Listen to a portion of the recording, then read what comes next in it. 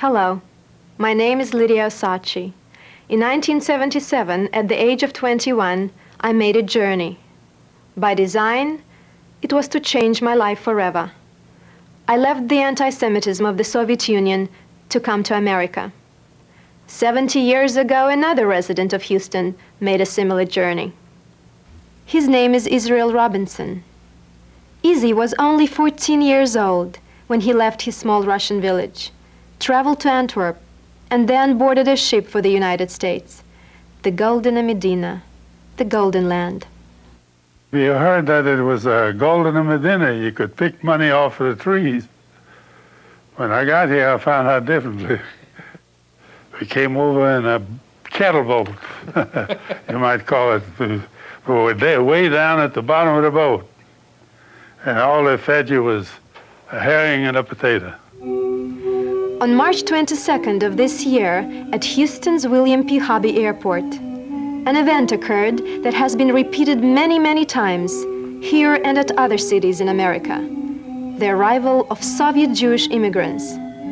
On this particular night, 13 tired, frightened yet happy human beings, representing 4 families, were completing their journey to the Golden Medina.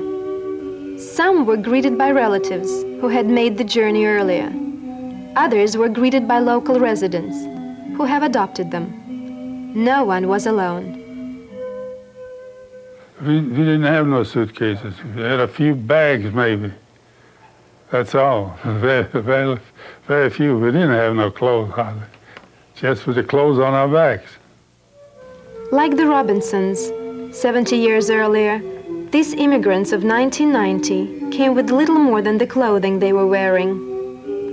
Although their luggage appears to be big, heavy, sometimes overstuffed, remember, this is all they have. There is no more. The rest of their belongings, along with the hate, oppression, and anti-Semitism they experienced most of their lives, were left behind.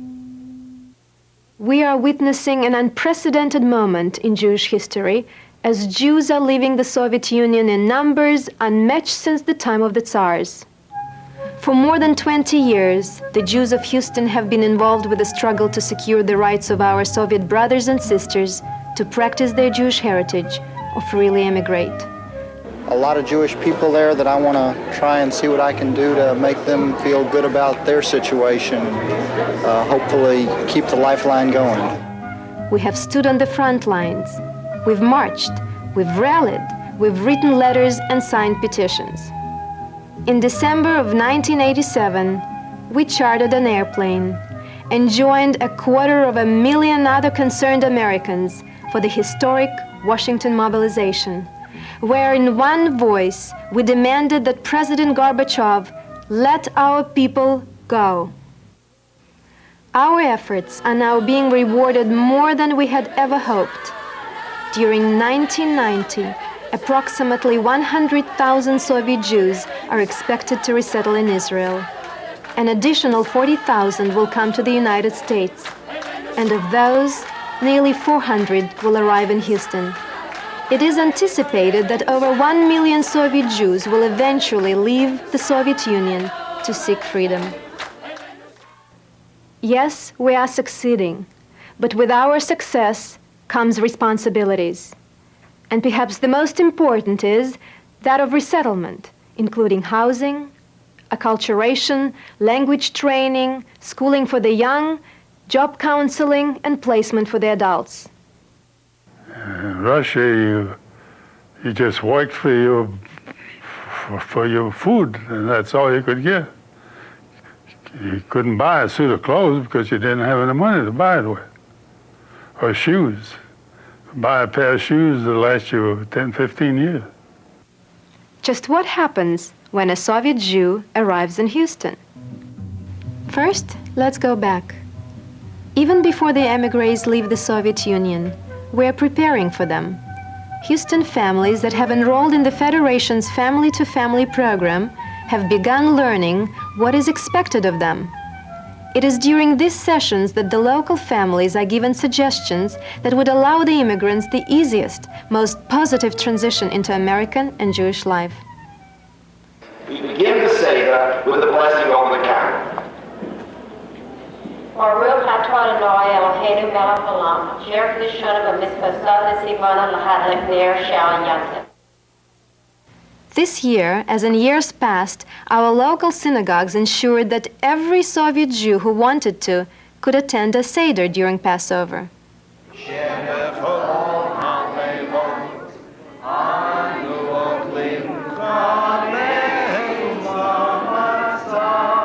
For most of us, being with family and friends during our holidays is a natural thing. But for many of those in attendance this evening, it was the first Seder in their lives. Thus, while our community still must open its pocketbooks, we have already opened our arms and hearts to our new friends. For instance, on a recent Sunday, area dentists and staff contributed their free time to provide dental screenings for the immigrants, young and old alike, the beginning of dental and medical care that was so lacking in the Soviet Union. Next, the immigrants meet with a caseworker from the Jewish Family Service. It is this agency that has been charged by the Jewish Federation to provide initial resettlement services. During the first 4 months of being here, the Soviet families are provided a modest apartment, without charge, normally within walking distance of grocery stores, schools, and synagogues. The furnishings for the apartment are also provided for them, normally through the generosity of individuals and organizations from within the community. Also provided by the Jewish Family Service is job counseling and placement. Although job matching is obviously desired, it's during these sessions that the immigrants sadly face the reality that their new life in America might very well mean a total career change. Physicians can become clerks. Accountants might become mechanics. Regardless, the goal is total self-sufficiency in the shortest amount of time. Both the immigrant and his family now begin the task of learning English. The children are given a free scholarship in Jewish day schools for 1 year.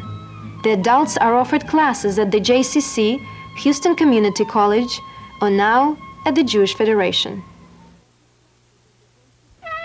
On April 12th of this year, during the week of Passover, our holiday celebrating the first great Jewish liberation, our community held yet another massive rally. Hundreds of concerned Houstonians, native and immigrant, young and old, Jew and Gentile, were in attendance. It was here that our participation, our commitment to Operation Exodus was announced. Ladies and gentlemen, it's tough. Believe me, it's not going to be an easy campaign. It will be a short campaign. We need your pledges. You will have 3 years to pay them, but we need your pledges tonight if you can, and we need your help. Russ, did I forget anything? Come up here. I want to tell you, this young man is sensational. He is going to lead us to our goal.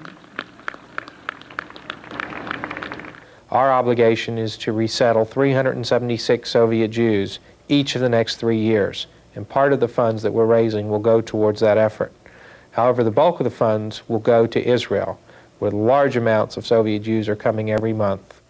We did our job last year. We raised the money for Passage to Freedom, which was the first trickle of Soviet Jews leaving the Soviet Union. Now the trickle has turned into an onrush because of our efforts over the past few years and our cries of let our people go. And they're coming in numbers unimagined as recently as a year ago. Our obligation is to make sure that these people are settled, brought into the lifestyle and the fabric of society in Israel. And we will do it successfully, and it's being done successfully, but we'll only do it if each of us does our fair share.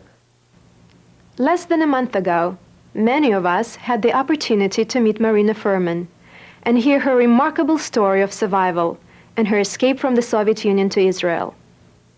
I want to share a couple of pages from my life in Russia, just to let you to understand what can happen with Russian Jewry now if you will not be very active, if you will not help in time.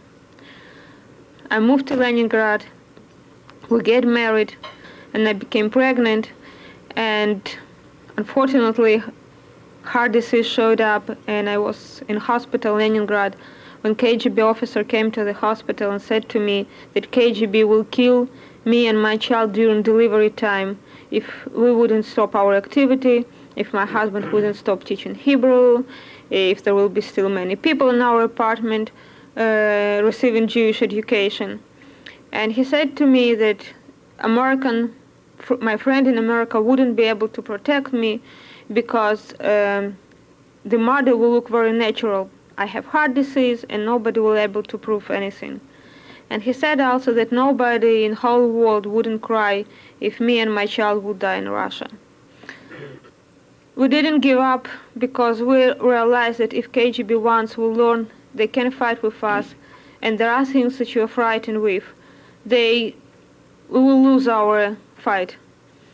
So we even increased our activity, and we had Jews from all parts of Russia in our apartment staying with us, studying all kinds of things and coming actually back to their root, to their Jewish roots. KGB became very angry with us. And it was a very hard year when people were leaving Russia and we were staying in refusal. And we were demonstrating in Leningrad. All of us were arrested, and even Aliyah, when she was 9 months old, spent 5 hours in prison being separated from me. My husband spent in prison 2 weeks, and when he came back home, it was Eve of Hanukkah. And in 7 days, when Hanukkah was over, we received a permission. And we finally made it to Israel. I met in Ben Gurion airport a young woman, also with a small child, who said to me that she had a feeling that she took her baby from the flame of Auschwitz. There are 300,000 people in Russia who has permission to leave. You opened the door. You made things, impossible thing. You opened this door, which Russian government, I had conversation with KGB before we left. 3 years ago, they were sure, all of them in KGB and Russian government, the door will never open again. You opened the door. Thousands want to come to Israel. This is a miracle. And this is a shame that we don't have enough transit points for them to fly out of Russia. And we don't have enough transit points because we don't have enough money. And if these people will disappear because we didn't have enough money, I don't know what will happen with all of us. I hope this pain, these fears are not only mine, that you have your Jewish compassion and your Jewish heart will tell you right thing to do. What a harrowing experience it is to come to a strange country, not knowing the language, not knowing the people or their customs. How do you survive? No. How did I survive? Thank God you were there to help before. Now we have no choice but to continue to help. The fate and the future of the Jewish people is in our hands. It is critical that we support Operation Exodus, Achshav, today.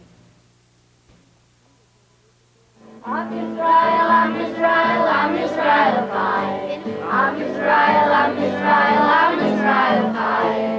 Am Yisrael, Am Yisrael, Am Yisrael Chai. Am Yisrael, Am Yisrael, Am